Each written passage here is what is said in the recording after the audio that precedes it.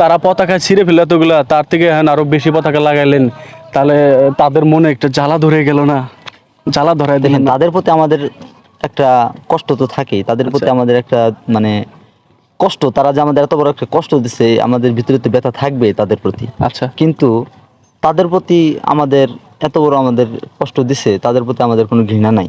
আচ্ছা, আচ্ছা। তারাও মানুষ। এবং আমি খেয়াল করে দেখলাম এদিক দিয়ে যে গাড়িগুলো যাচ্ছে বা যারা যাচ্ছে তারা সকলে ভিডিও করতেছে। এদের ভিডিও করার আসলে কারণটা কি একটু বলবেন? সবাই যে ভিডিও করতেছে, দেখেন, ভিডিও এটা মূল মাকসাদ না। মূল মাকসাদ হলো এদিক দিয়ে একজন মুসলমান ব্যক্তি যাবে, আমাদের মুসলমানের সর্বপ্রথম বাক্য কালেমা হওয়া উচিত। অবশ্যই অবশ্যই। হ্যাঁ, যে ব্যক্তি আমার কালেমা ভুলে যায়, এই লা ইলাহা ইল্লাল্লাহ জিকিরের মধ্যে কত ফজিলত, এগুলো ফজিলত সম্পর্কে আমরা অনেক হাদিস সম্পর্কে জানি, অবগত আছি। সবাই থেকে অবাক দৃষ্টিতে তাকিয়ে তাকিয়ে দেখতেছে, মানে অবশ্যই তাদের কাছে ভালো লাগছে। এই যে দেখতেছে কালেমা, কালেমা দেখে তাদের কালেমার কথা স্মরণ হতেছে। তাহলে যারা রাতের আধারে এই পতাকা, এই কালামের পতাকাগুলো ছিঁড়ছিল, তাদেরকে একটু স্মরণ হয় না বা একটু খারাপ লাগে না? যতদিন বেঁচে থাকবো ভাই, আমাদের এই আমার জন্মের পরে কোনোদিন দেখি নাই এই ব্রিজে এত সৌন্দর্য মণ্ডিত। আচ্ছা, এই পতাকাটা সম্ভবত কালকে লাগাইছেন আপনারা, আমি আসতে পারি না, যাই হোক।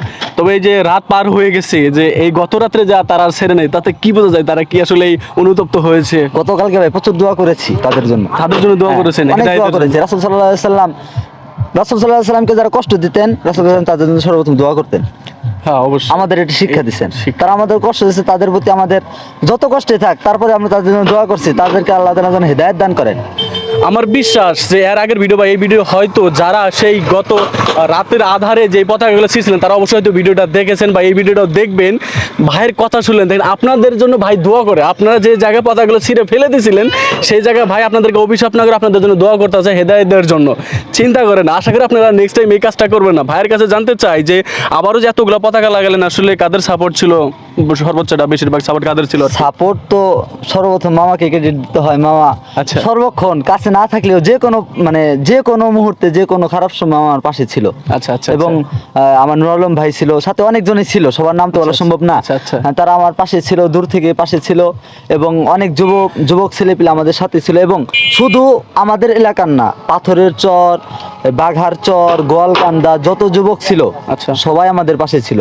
তাহলে আপনার মামা বললেন? হ্যাঁ, আপনার মামার সাথে তাহলে একটু কথা বলতে হয়। আসসালামু আলাইকুম। আশা করি ভালো আছেন। তাহলে আপনার কাছ থেকে আমি জানতে চাই যে এই যে সাপোর্টটা বা এই উদ্যোগটা নেওয়ার আসলে মূল কারণটা কি ছিল? কোথা থেকে চিন্তাধারাটা আসলো? হঠাৎ করে আমাদের চিন্তা ভাবনা এটা আসছে যে আমরা যেহেতু কুমার স্যার আছে, আমরা আচ্ছা, তারপর হলো পাথরের স্যার আছে, গান ধরার যে ভাই আমাদের যুব সমাজ যারা আছি, আমাদের হঠাৎ করে একটা চিন্তা ভাবনা করলাম যে পাথর স্যার জন্য দেখতে এমনি তো সুন্দর, আলহামদুলিল্লাহ এমনি সুন্দর। হ্যাঁ, প্রাকৃতিক সন্ধ্যার দিক দিয়ে এবং ঈদের সময় অনেক মানুষ আসে, মানুষজন আসে। হ্যাঁ, পরিচিত আর একটা এই জন্য জায়গা। চাচ্ছিলাম যে আমরা যেহেতু মুসলিম, একটা কালিমার পতাকা লাগায় জিনিসটা যেন সুন্দর দেখা যায়। আচ্ছা, আচ্ছা। সৌন্দর্য প্রদর্শনের জন্যই করছি, আলহামদুলিল্লাহ। যখন তারা ছিঁড়ে ফেলে তখন কি মন খারাপ হয়েছিল মন কিনা? তো একটু খারাপ হয়েছিল যে আমাদের এখানে তো ইহুদি খ্রিস্টানরা বেশি নাই। না, অবশ্যই নেই। হ্যাঁ, তো হঠাৎ করে এটা ভেঙে ফেলার কারণটা কি আমি বুঝলাম না।